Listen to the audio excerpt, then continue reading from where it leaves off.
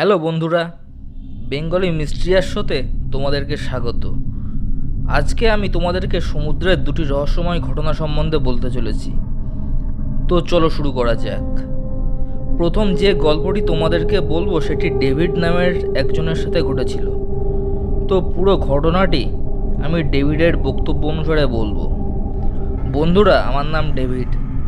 আমি কানাডাতে থাকি। কানাডা দুই দিক থেকে সমুদ্রে ঘেরা ও আমি নিজেও সমুদ্র খুব ভালোবাসি।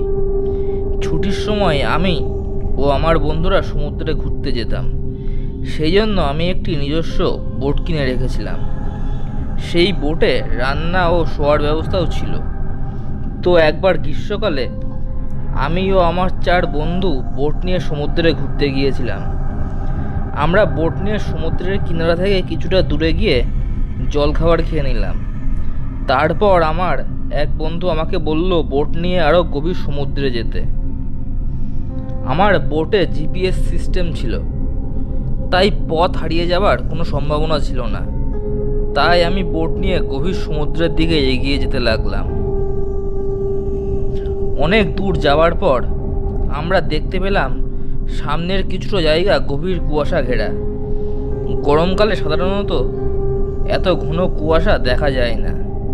তাই আমি ফিরে যেতেছিলাম, কিন্তু আমার সেই বন্ধুটা রাজি হলো না।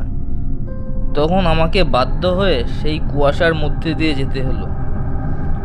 সেই কুয়াশা থেকে আমার অন্যরকম অনুভূতি হচ্ছিল।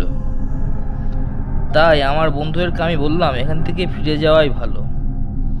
কিন্তু হঠাৎই আমার বোটের ইঞ্জিন বন্ধ হয়ে গেল। আর বোটের ইঞ্জিন বন্ধ হতেই আমাদের মনে হতে লাগলো আমাদের বোটে অনেক লোক চলাচল করছে। চারপাশ থেকে অনেক লোকের কান্নার আওয়াজ ভেসে আসছিল, কিন্তু কুয়াশার জন্য আমরা কিছুই দেখতে পাচ্ছিলাম না। আমরা সব বন্ধুই প্রায় ভয় পেয়ে গিয়েছিলাম। আমি বোটের চাবি দিয়ে আবার ইঞ্জিন স্টার্ট করার চেষ্টা করলাম, স্টার্ট হচ্ছে না। এই দেখে আমার এক বন্ধু আমার কাছে এগিয়ে আসলো। ও জোরে জোরে বাইবেলের লাইন বলতে লাগলো। এইবার বোট স্টার্ট হয়ে গেল আর আমরা সবাই কিনারায় ফিরে আসলাম।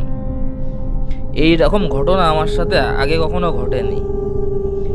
ওই দিনের কথা এখনও যখন আমার মনে পড়ে তখন আমি ভয়তে কেঁপে উঠি। আমি এখনও বুঝতে পারি না সেই দিন আমাদের সাথে ঠিক কী ঘটেছিল। প্রথম গল্পটি এই পর্যন্ত। চলো দ্বিতীয় গল্পটি শুরু করা যাক। দ্বিতীয় যে গল্পটি তোমাদেরকে বলবো সেটি হেনরি নামের একজন রেডিটে পোস্ট করেছিল। তো পুরো ঘটনাটি আমি তোমাদেরকে হেনরির বক্তব্য অনুসারে বলবো। বন্ধুরা, আমার নাম হেনরি। আমি নিউজিল্যান্ডে থাকি। আজ আমি তোমাদেরকে আমার বাবার সাথে ঘটে যাওয়া একটি রহস্যময় ঘটনা সম্বন্ধে তোমাদেরকে বলতে চলেছি। আমার বাবা সমুদ্রে মাছ ধরতে যেত। 4-5 দিন মাছ ধরার পর আমার বাবা আবার বাড়ি ফিরে আসতো, এসে মাছ বিক্রি করে দিত, দিয়ে আবার মাছ ধরতে বেরিয়ে পড়তো। তো 1986 সালে আমার বাবা একবার মাছ ধরতে বেরিয়েছিল। আমার বাবার বেরোনোর পর 3 দিন অতিক্রম হয়ে গিয়েছিল।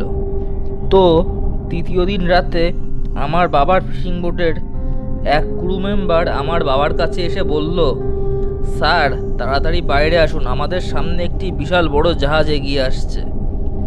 সেই দিন পূর্ণিমার রাত ছিল, তাই অনেক দূর থেকেই সব কিছু দেখা যাচ্ছিল। তো আমার বাবা বাইরে বেরিয়ে আসতে দেখতে পেল বিশাল বড় একটা জাহাজ আমার বাবার বোটের দিকে এগিয়ে আসছে। তখন বাবা তাড়াতাড়ি ক্রু মেম্বারদের বোটের দিক পাল্টানোর নির্দেশ দিল। ও বাবার কথা মতো ক্রু মেম্বাররা জাহাজের সামনে থেকে সরে গেল। তো জাহাজটি যখন বোটের সামনে দিয়ে এগিয়ে যেতে লাগলো তখন আমার বাবা ও ক্রু মেম্বাররা দেখতে পেল জাহাজটির ভেতরে অন্ধকার, জাহাজে কেউ ছিল না। যখন তারা জাহাজের উপর দিকে তাকলো তখন তারা চাঁদের আলোয় দেখতে পেল কেউ যেন জাহাজের একদম ধারে দাঁড়িয়ে আছে আর আমার বাবার বোটের দিকেই তাকিয়ে রয়েছে। তখন আমার বাবা চিৎকার করে তাকে বলল, তোমার কি সাহায্যের দরকার? কিন্তু সে কোনো উত্তর দিল না। তারপর চোখের নিমেষে সে অদৃশ্য হয়ে গেল। তো বন্ধুরা, আজ এই পর্যন্ত। উপস্থিত হবো পরবর্তী ভিডিও নিয়ে। তোমাদের যদি ভিডিওটি ভালো লাগে তো ভিডিওটি লাইক ও শেয়ার করো, চ্যানেলটিকে সাবস্ক্রাইব করে দিও পরবর্তী ভিডিওটির নোটিফিকেশন পেতে।